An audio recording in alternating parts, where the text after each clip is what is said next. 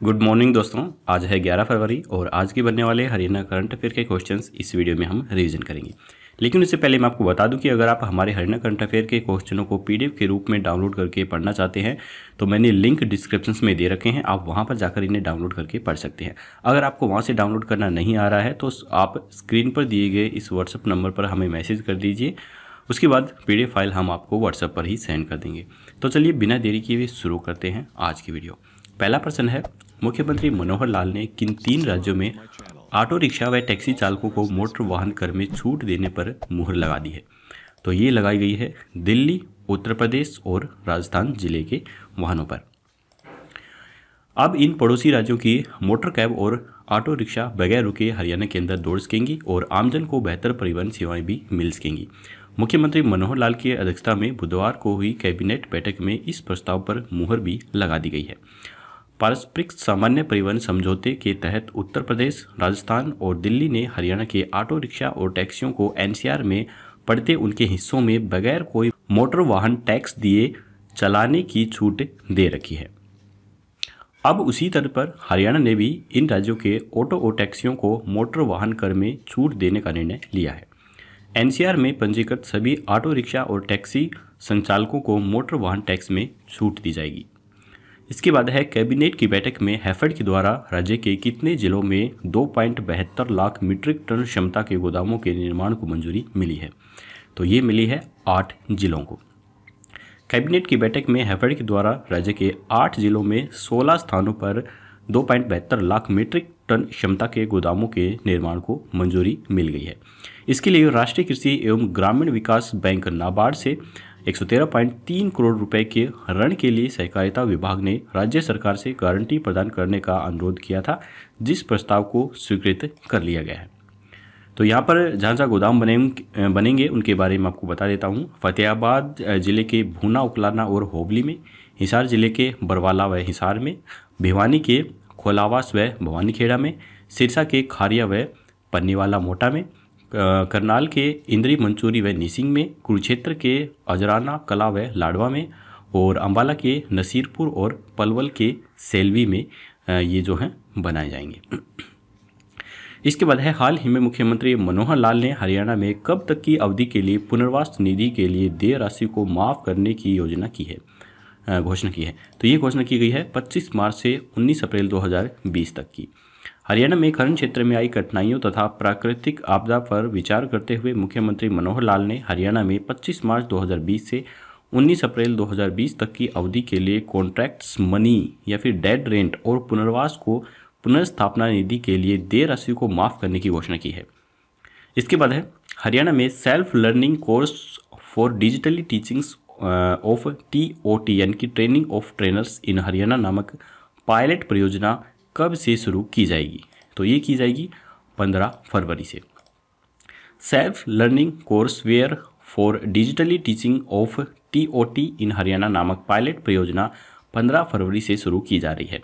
श्री विश्वकर्मा कौशल विश्वविद्यालय पलवल के तकनीकी सहयोग से 15 फरवरी से 26 फरवरी तक यह परियोजना संचालित की जाएगी। उच्च शिक्षा परिषद ने सेल्फ लर्निंग का पाठ्यक्रम भी तैयार कर लिया है। इस पाठ्यक्रम के विभिन्न मॉड्यूल से ICT यानी कि इंफॉर्मेशन एंड कम्युनिकेशन टेक्नोलॉजीज के साथ नई ऑनलाइन शैक्षणिक वातावरण अपनाने का अवसर राज्य के प्राध्यापकों के लिए उपलब्ध किया जाएगा। इस आवश्यकता की प्रतिपूर्ति हेतु अध्ययन परियोजना में 100 अध्याय के लिए डिजिटली शिक्षण मॉड्यूल की जानकारी प्राध्यापकों को दिया जाना है, जिससे वे विद्यार्थियों के साथ मिलकर डिजिटली कक्षा का वातावरण निर्माण कर सकें। इसके बाद है, हाल ही में हरियाणा की किस यूनिवर्सिटी ने प्रसिद्ध US engineering and technology BIM firm academy के साथ MOU साइन किया है? तो ये किया गया है JC बोस यूनिवर्सिटी के साथ। भवन निर्माण सूचना मॉडल प्रौद्योगिकी पर छात्रों को प्रशिक्षण प्रदान करने के लिए JC Bose university of science and technology YMCA Faridabad ने प्रसिद्ध US engineering and technology Bhim firm training division of टेनको स्ट्रक्चर्स LLC एकेडमी ऑफ टेनको स्ट्रक्चर के साथ समझौते ज्ञापन पर हस्ताक्षर किए हैं। इसके बाद है, हाल ही में साक्षी सेल हरियाणा के द्वारा घर से पढ़ाओ अभियान के लिए किसे चैंपियन मेंटर के रूप में चुना गया है? तो इसका उत्तर जानने से पहले अगर आपको वीडियो अच्छी लग रही है तो अभी के अभी हमारी इस वीडियो को एक लाइक ज़रूर कर दीजिए। अगर चैनल पर पहली बार आए हैं तो चैनल को सब्सक्राइब करके घंटे पर ऑल नोटिफिकेशन जरूर क्लिक कीजिए ताकि हमारी आने वाली लेटेस्ट वीडियो है वो आपको मिल सके सबसे पहले। तो इसका आंसर है प्रियंका। साक्षी सेल हरियाणा के द्वारा घर से पढ़ाओ अभियान के लिए मिस प्रियंका ABRC बहू को चैंपियन मेंटर के रूप में चुना गया है। इसके बाद है हाल ही में हरियाणा सरकार ने हरियाणा कौशल विकास मिशन निदेशक के रूप में किसे नियुक्त किया है? तो ये नियुक्त किया गया है अनंत प्रकाश पांडे को। हरियाणा सरकार ने अपने वर्तमान कर्तव्यों के अलावा मिशन निदेशक हरियाणा कौशल विकास मिशन के रूप में एक IFS अधिकारी डॉक्टर अनंत प्रकाश पांडे को तत्काल प्रभाव से नियुक्त किया है। कृषि एवं किसान कल्याण विभाग के महानिदेशक एवं सचिव और हरियाणा किसान कल्याण प्राधिकरण के अतिरिक्त मुख्य कार्यकारी अधिकारी श्री विजय सिंह दहिया को उनके वर्तमान कार्यभार के अलावा हरियाणा भूमि सुधार एवं विकास निगम लिमिटेड के प्रबंधक निदेशक का कार्यभार भी सौंपा गया है। इसके बाद है हाल ही में खेल एवं युवा कार्यक्रम विभाग की ओर से हरियाणा में कौन सा पुरस्कार दिया जाएगा? तो ये दिया जाएगा सर्वश्रेष्ठ युवा पुरस्कार। खेल एवं युवा कार्यक्रम विभाग की ओर से वर्ष 2019-20 के दौरान सामाजिक एवं युवा गतिविधियों में श्रेष्ठ कार्य करने वाले युवा एवं युवा संगठनों को उनकी उपलब्धियों के आधार पर जिला एवं राज्य स्तरीय पुरस्कार प्रदान किए जाएंगे। जिला खेल एवं युवा कार्यक्रम अधिकारी परसराम ने बताया है कि जिला तथा राज्य स्तर पर सर्वश्रेष्ठ युवा पुरस्कार के लिए आवेदनकर्ता की 1 वर्ष की उपलब्धियों के आधार पर चयन किया जाएगा, जबकि युवा क्लब के लिए 3 वर्ष की उपलब्धियां देखी जाएंगी। युवा पुरस्कार के लिए आयु सीमा 15 से 29 वर्ष की होगी। आवेदनकर्ता सरकारी पब्लिक अंडरटेकिंग विश्वविद्यालय के साथ राज्य व भारत सरकार के कार्यालय में सेवारत नहीं होना चाहिए। इसमें ऐसे युवाओं को प्राथमिकता दी जाएगी जो कि खेल एवं युवा कार्यक्रम विभाग से सक्रिय रूप से जुड़े हुए हैं तथा ग्रामीण स्तर पर सेवाएं दी गई हैं। तो इनकी जो शर्तें हैं वो कुछ इस प्रकार है। जिला स्तरीय युवा क्लब पुरस्कार के लिए युवा क्लब का अधिनियम 2012 के तहत पंजीकृत होना आवश्यक है। ग्रामीण स्तर पर तथा खेल एवं युवा कार्यक्रम विभाग की गतिविधियों में कार्य करने वाली संस्थाओं को प्राथमिकता दी जाएगी। पुरस्कार का मूल्यांकन स्वच्छता अभियान, बेटी बचाओ बेटी पढ़ाओ अभियान, स्वास्थ्य एवं परिवार कल्याण, पर्यावरण संरक्षण, व्यावसायिक प्रशिक्षण, महिला सशक्तिकरण, सांस्कृतिक कार्यक्रम, खेल गतिविधियों, रोजगार संबंधी कार्यक्रमों के आधार पर किया जाएगा। इसके बाद है हरियाणा शिक्षा विभाग ने किस कक्षा के विद्यार्थियों को 3 महीने में 3 बार परीक्षा लेने का निर्णय लिया है? तो ये लिया गया है 3री से 8वीं कक्षा के विद्यार्थियों के लिए। प्रदेश में 3री से 8वीं कक्षा तक सालाना परीक्षाएं ऑफलाइन और ऑनलाइन दोनों तरह से करवाई जाएंगी।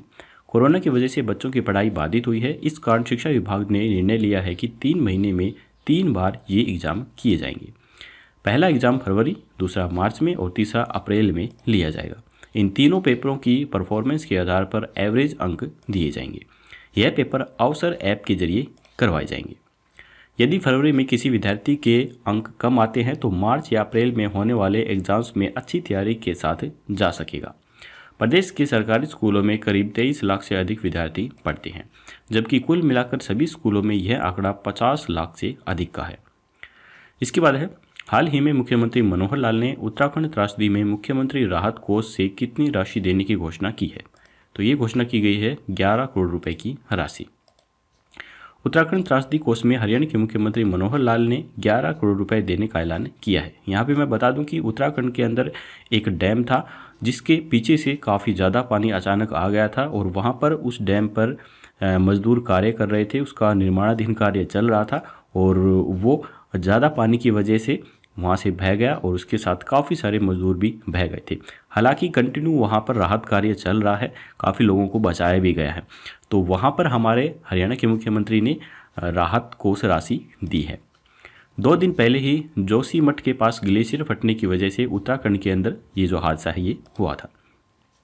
तो यहाँ पर हमारे हरियाणा करंट अफेयर के क्वेश्चन खत्म होते हैं। अब हम अपना रिवीजन टेस्ट लगा लेते हैं।